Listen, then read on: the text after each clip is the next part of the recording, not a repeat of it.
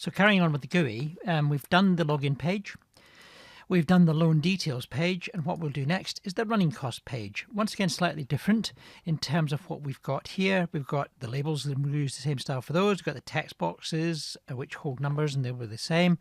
We've got a new control called the combo box. Now, the combo box is a very interesting control, allows us to make several choices from one control rather than having a range of buttons or checkboxes or radio buttons or whatever it might be. And we've got two main buttons here. So that's what we're going to design next. Same approach as before.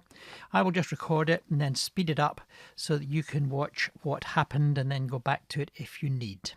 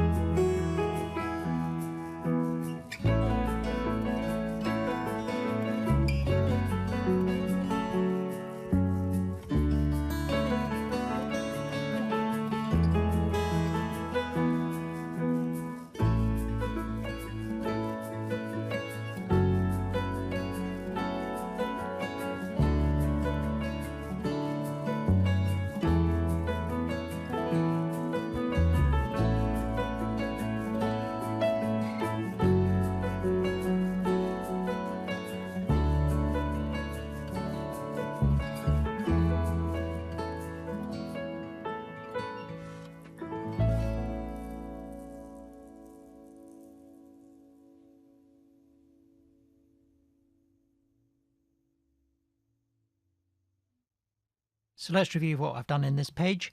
Very similar, and you shouldn't be surprised by anything that you've seen. We made the row definitions and column definitions. I actually copied them from the previous page. I only need 5 rows, but I brought the 3. Let's leave them there for the minute. But I just copied them from the previous page. Why type when you can do that? I then put the header in as normal, well, that's perfectly normal. And then I did 3 stack panels because we need 3 stack panels. I'm just going to get this back. I need 3. Oh gosh, what's happened here? Fit all. I need 3 stack panels to hold each control, and the value of the stack panel is you can get this vertical alignment center, so they're going to line up center-wise in that way. So even if the insurance is not as tall as the text box, which is not as tall as the padding that works with the combo box, they all line up centered, so that's neat. So we created the stack panels, and then once I'd created the code for the stack panels, which was their position in the stack panel, position in that stack, and so forth, what I was able to do was able to use this as a template, because these are all going to be the same regardless of which row they're in, and copied and pasted.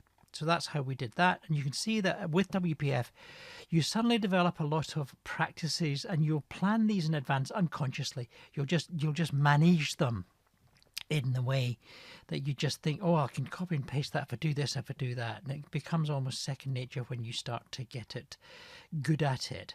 So then in row 5, this is row 5, we've got the 2 buttons, and I've put margins around those, remembering that's left, top, right and bottom. Unlike I've discovered this actually, that in CSS and Bootstrap and Sass, it starts on the top. How confusing. So it's top, right, and so forth. You still go round in a clockwise direction, but how confusing. I've discovered that recently. So there we are, and I've noted at the bottom. What I might do is with this row that's unused down here, I might, probably won't, but you might perhaps, is change the row height in this one to 3, and that one, well, let's do it 3, that, just see what effect it has to that.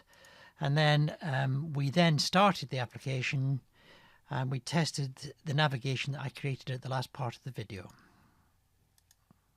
Page summary, and it took us to page summary. So that's good, and you saw the code that that I created for this, exactly the same as we did before, just going to a slightly different page.